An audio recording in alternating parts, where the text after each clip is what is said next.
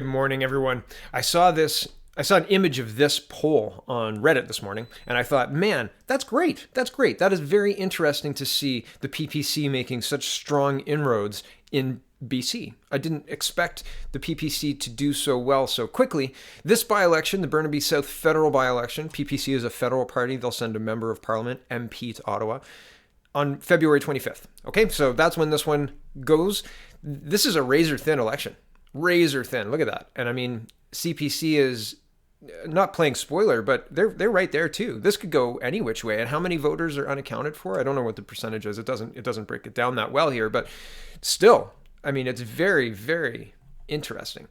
Very interesting indeed. So Venezuela is hot in the news, and it's it's tragic what's happening in Venezuela. And I've been called out in the comments for carrying water for the CBC, using the CBC to report on Venezuela. So I've been looking to diversify my sources just to make sure that I'm trying to report, because I am trying to report accurate or as accurate information as I can get. So this is a BBC interview, and I'm not going to play it, but please go and watch it. It's really interesting. The tweet associated with it says, quote, "This clip of at AF Neil demolishing Ken Livingstone's argument that socialist Venezuela's woes were caused by, quote, U.S. sanctions is utterly delicious." And it really is. He lays a big trap. So the first thing this guy says, Ken Livingstone, he says that it's the United States' fault that Venezuela is in such dire financial needs, and it's their sanctions' fault, and basically he's trying to blame the United States. And the host sets a trap. He lets him lay out his full position, and then says which sanctions specifically do that, because the economy in Venezuela has absolutely been demolished. It's reduced by 50% in 5 years. So which U.S. sanctions specifically do that? And he says, "Oh, I don't know. I'm a pensioner." And Livingstone AF Neil says, like, he really holds him to account. It's a really fun interview to watch, and it outlines the line they're trying to push, that this is a U.S. sanctioned coup by Guaido. Now, I've also diversified further, and this woman is from Venezuela, and this is as reliable as I can get anyway. I'm not from there. I don't know. I have to rely on a media that we've all agreed is crooked, right? We've all agreed that they push a scenario, they push an ideology, they push a narrative that they want us to believe, us being the reading public. So, I don't know, but reading some other stuff, it looks to be that Maduro is an undemocratic dictator. So this woman goes through it, and her name is Joanna Hausmann, or Joanna Hausmann. I'm sorry if I've got your name wrong. She talks about how it is absolutely not a U.S. sanctioned coup. She talks about who Guaido is, and that he's an interim prime minister or interim president meant to oversee elections, and like fair elections. She talks about how her parents are in exile, or her father's in exile, and talks about how most people wouldn't say that the election was democratic, the election of Maduro. So she supports Guaido. So I can't find, and the other stuff that I was watching that people were linking in the comments were very convoluted and sounded like propaganda to me. So I don't know what's happening in Venezuela, but I know that the people are not happy. It's being blamed on socialism, and I believe that, because every time socialism is tried, it ends up with a dictator sitting at the top and a whole bunch of people dead at the bottom or fleeing. They've had 5 million people, and again, this is Joanna Hausmann's number, 5 million people leave, or 5% of the population, or 10% of the population, I believe. And so this is a big deal. This is not a small deal. This is a massive event. We're watching in real time as a dictator. And the way the dictator stays in power is he's taking loans from China and Russia. And that's spoken about in this video here. They talk about $80 billion being lent by China and Russia to prop up the dictatorship and landlock the oil, right? So it's a very, not convoluted plot, but the money's there. There is evidence that there's payoff to the dictators. The sanctions that are talked about, there are sanctions. Obama put sanctions on the inner circle of the regime of Maduro, right? So they target the bank accounts of those people, but they've seemed to not really care about it, or they just stay in Venezuela and they don't go anywhere, and everything's fine because they've got all the money and they can do what they need or want or whatever, right? They've got contacts with the outside world, just not the United States. And so, like I said, you need to make up your own mind. I can't tell you what's going on. I can show you what the CBC is reporting. I can tell you what these people are saying, but I'm not there ultimately. I don't 100% know. But this is what's being said, right? It looks like there's people dying of diseases that were previously wiped out because there's no vaccines. It looks like there are people who are suffering greatly under this president, and that's not democracy, right? That's state-controlled fascism, right? Supported by, I don't know, Russia and China, according to these two. Well, according to this gentleman here. And interesting stuff. The last story for today is Wilson-Raybould. Wilson-Raybould is absolutely pilloried in the press. And I looked during the cabinet shuffle of January 15th. There was a whole flurry of articles talking about how disappointed people were in Wilson-Raybould's time as Attorney General and Justice Minister. And so I wanted to show you that. So we're going to look through a couple of those, and then I'm going to show you why I think that happened. Here it is. So the Star is reporting, Wilson-Raybould's regrettable legacy as Justice Minister. Jody Wilson-Raybould swept into the Department of Justice on a wave of high hopes and lofty expectations. Listen to even the language, okay? It's meant to be childish and dismissive. Okay, back to the article.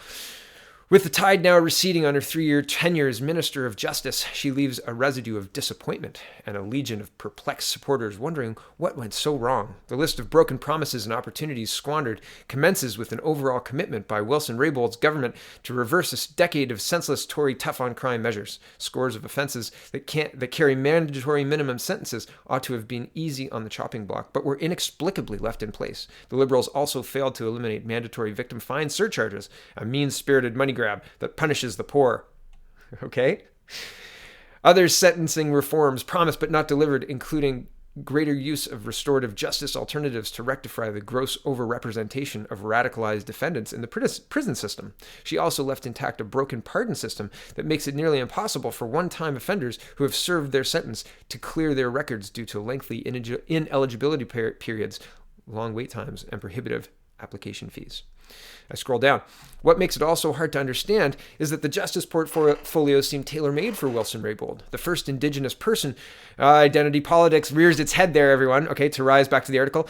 As high in federal politics, complementing her reform agenda, she was asked to craft laws dealing with assisted death, the decriminalization of cannabis, and to spearhead an inquiry into missing and murdered Indigenous women. I scroll down again. Failing to act is one thing, acting in a foolhardy way is quite another. Wilson-Raybould spun her wheels, ridding the law books of never prosecuted offenses such as dueling and practicing witchcraft. Her government wasted valuable legislative time passing drinking and driving legislation that permits police to conduct random breath tests without just cause, and by criminalizing drinking after driving, she has entrusted that countless millions of dollars and endless resources will be frittered away on constitutional litigation. Now, I don't disagree with that, but I think that it's a very interesting way to structure it. I scroll down again. To be fair, Wilson-Raybould may be remembered by some as a justice minister who made a difference in fields such as human rights and family law. However, when it comes to criminal law, she dropped the ball. We wish Miss Raybould well, but most of all, we wish she had done more. Okay, so that's one. Here's another. Here's the CBC again. It says, after being removed as Justice Minister, Wilson-Raybould defends her performance. And I start midway through. It says, while Wilson-Raybould did not explain her exit, several cabinet colleagues, political staffers, and some political servants have told CBC News they found her difficult to deal with. Someone who spoke on background said she could be dismissive and quick to leap to confrontation when a more constructive approach to policy differences may have been employed. Her supporters said she wasn't hesitant to push back when she was confronted with policy she thought was wrong-headed. It's a personality trait she did not try to hide in her public statement. Quote, it has always been my view that Attorney General of Canada must be non-partisan, more transparent in the principles that are the basis of decisions, and, in this respect, always willing to speak truth to power, she said. And that is how I've served throughout my tenure in that role.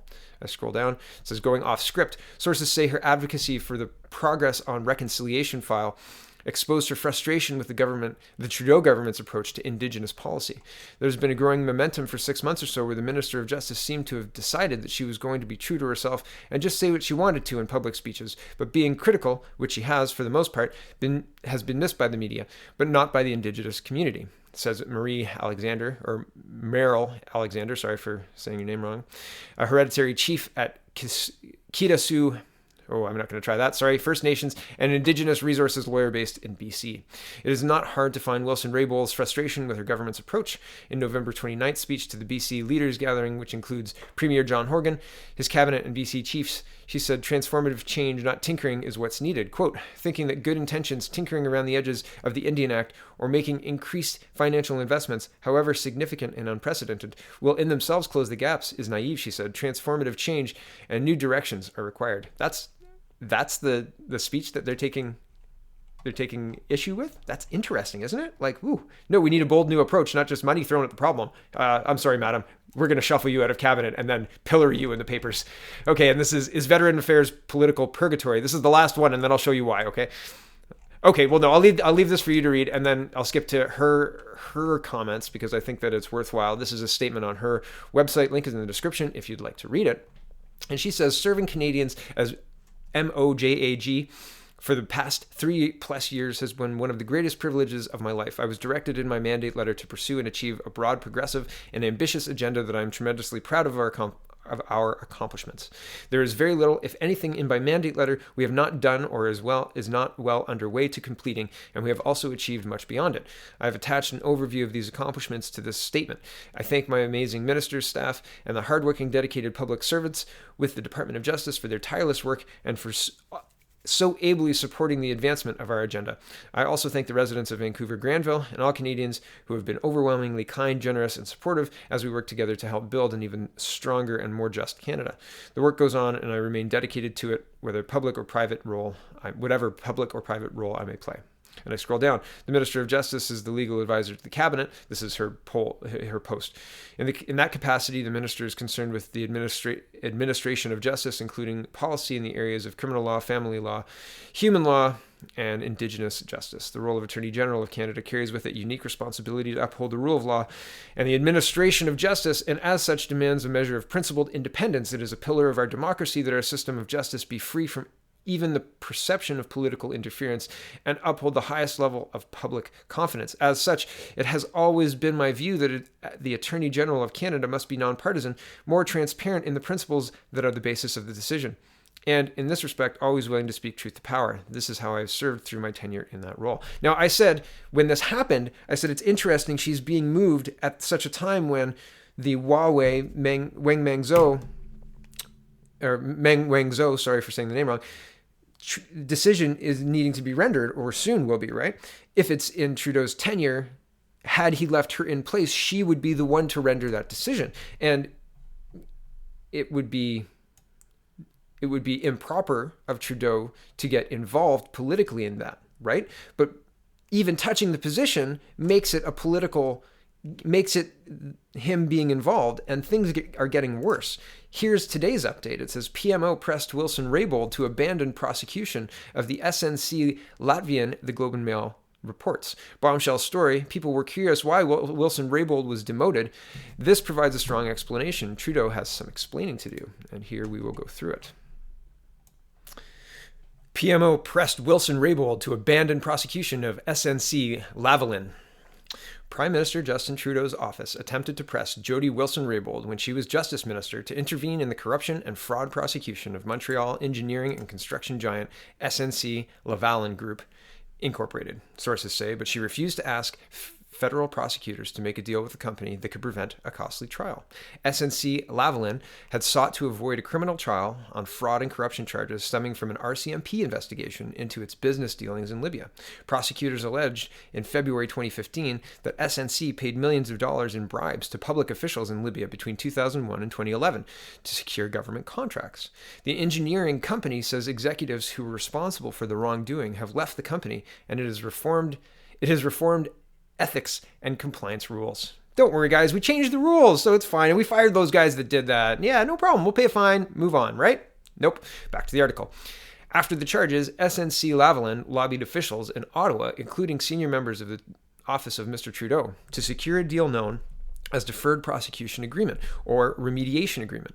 And that would set aside the prosecution. In such deals, which are used in the United States and Britain, a company would accept responsibility for the wrongdoing and pay a financial penalty, relinquish benefits gained from the wrongdoing, and put in place compliance measures. Quote, it is unfair that the actions of one or more rogue employees should tarnish a company's reputation, as well as jeopardize its future success and its employees' livelihoods, SNC argued in a brief to federal officials in October 2017. But in October 2018, SNC-Lavalin hit a major obstacle. The federal director of public prosecutions refused to negotiate a remediation agreement that would have resolved the Libyan fraud and corruption charges without prosecution. SNC-Lavalin has agreed for a had asked for a judicial review of the decision, citing, quote, the extremely negative consequences the underlying legal proceedings have had and will continue to have, even in the event of an acquittal, on SNC and innocent stakeholders, including employees, suppliers, pensioners, and stakeholders, in the absence of an invitation to negotiate. Sources say Ms. Wilson-Raybould, who was Justice Minister and Attorney General until she was shuffled to Veteran Affairs early this year, came under heavy pressure to persuade the Public Prosecution Service of Canada to change its mind. Ms. Wilson-Raybould was unwilling to instruct the Director of the Public Prosecution Service, Kathleen Russell, sorry if I've got your name wrong, madam, to negotiate a remediation agreement with SNC-Lavalin, according to sources who were granted anonymity to speak directly about what went on behind the scenes in the matter. The Prime Minister's office issued a short statement when asked to comment on the efforts to persuade Ms. Wilson-Raybould to intervene. Quote, Prime Minister's office did not direct the Attorney General to draw any conclusions on this matter, Press Secretary Chantal Gagnon said in an email to the Globe and Mail on Wednesday evening. Sources say officials from Mr. Trudeau's office, whom they did not identify, had urged Ms. Wilson-Raybould, Canada's first Indigenous Justice Minister, to press the Public Prosecution Office to abandon the court proceedings. The Public Prosecution Service of Canada's website says, with the exception of Canada's Elections Act matters, the Attorney General can, quote, issue a directive to the Director of Public Prosecutions about a prosecution or even assume conduct of a prosecution, but must do so in writing, and a notice must be published in the Canada Gazette. Ms. Wilson-Raybould trusted the judgment of the public prosecutor and did not believe it was proper for the Attorney General to intervene, especially if there could be any suggestion of political interference, sources say. The Trudeau Liberals had criticized the former Harper government for undermining the independent agencies and vowed to respect their decisions. The government had also invoked the independence of the judicial system as a reason for not intervening in the case of Huawei Technologies Company Limited. Executive Meng Wanzhou, who was arrested in the Vancouver airport on an extradition request from the United States. SNC-Lavalin, Canada's largest engineering and construction management company, is one of Quebec's biggest corporations and has a reputation for holding political sway in Quebec City and Ottawa. One well-connected Liberal with close ties to SNC-Lavalin said Ms. Wilson-Raybould, quote, blew off the PMO request. The company had told the government it was in dire circumstances and required suspension of criminal charges to ensure it continued on a solid footing. The Trudeau government in 2018 amended the criminal code to allow deferred prosecution agreements that let prosecutors suspend criminal charges against Canadian companies found to have committed wrongdoing. The measure was inserted into the 2018 budget after a brief consultation in 2017. Liberal insiders said Ms. Wilson-Raybould knew this legislative change was meant to help SNC-Lavalin out for the legal troubles that were weighing on the price of its shares. A conviction on the fraud and corruption charges could result in a 10-year ban from federal government contracts, a development that would lead to layoffs. Since the beginning of 2017, representatives of SNC-Lavalin met with the federal government officials and parliamentarians more than 50 times on the topic of, quote, justice and, quote, law enforcement, according to the Federal Lobbyist Registry. This includes 14 visits with people in the PMO. Those they met included Gerald Butts, Principal Secretary to the Prime Minister, and Matthew Bouchard, Mr. Trudeau's senior advisor on Quebec, whom they met 12 times. Mr. Trudeau's senior policy advisor, Elder Marquet, sorry if I've got your name wrong, also met with companies respective. Sources at SNC-Lavalin told the Globe the PMO was furious with the Justice Minister's insistence that the remediation agreement and that the company was pleased to see her moved out of the portfolio. After a request from the Globe and Mail, Ms. Wilson-Raybould was unwilling to discuss the political pressure she endured aimed at persuading her to arrange a remediation agreement for SNC-Lavalin. Quote, that is between me and the government and the government's previous lawyer, she said in an interview. Asked if she had been appointed to direct the Public Prosecution Services to negotiate a remediation agreement, Ms. Wilson-Raybould said, I don't have a comment on that. So sorry, that was a really long way to go, but basically, she wouldn't play ball and she wouldn't do what the PMO said, So then they ran all of these articles to say, yeah, isn't she awful? And now I disagree with, I think a couple of her bills are pretty awful. Yeah, C-46, Bill C-45 and 46 are terrible. And I haven't had a look at the rest of them. But a lot of these articles are hearsay, and people have said that she's hard to deal with. It's very, very high school. It's very interesting that this is Canadian politics, right? Like, we've got to move her out of there so somebody plays ball so this company doesn't go down. And okay, yeah, there could be an argument there. There's, on one side, should few rogue employees have, sway on the entire company? Who knows? But you don't get to then rewrite the rules for you. Maybe we get to think about that going forward. We don't want to have unintended consequences, but you don't get to break the law and then say, oh, yeah, no, we're sorry about that. Let's pretend it didn't happen. Let's, right, wipe that away. Beep, beep, beep. Sorry, gone. It doesn't work that way. It doesn't work that way. And it shouldn't work. It's a two-tiered legal system if it's done that way. So I'm glad that Ms. Wilson-Raybould wouldn't be moved, and I find it very interesting that the press gleefully went along with printing all of these stories to make her sound like she was bad at her job, or that she couldn't do her job, or that people found her difficult to deal with while she was doing her job. It's interesting. It's interesting. And it'll be even more interesting to see what the current Attorney General does with the SNC-Lavalin file and what he does with the Wang Mangzhou extradition request. Because up until October, or up until Trudeau shuffles the cabinet again in a not political way, totally hands off, no politics, please, arm's length, right? Until that happens, Mr. Lenetti, I think his name is, I believe that's him, is going to be the AG. And he's going to be the one with the final say on this and on Huawei. Crazy. This video is longer than I anticipated it being. Thank you for sticking with me, and have a wonderful, wonderful day.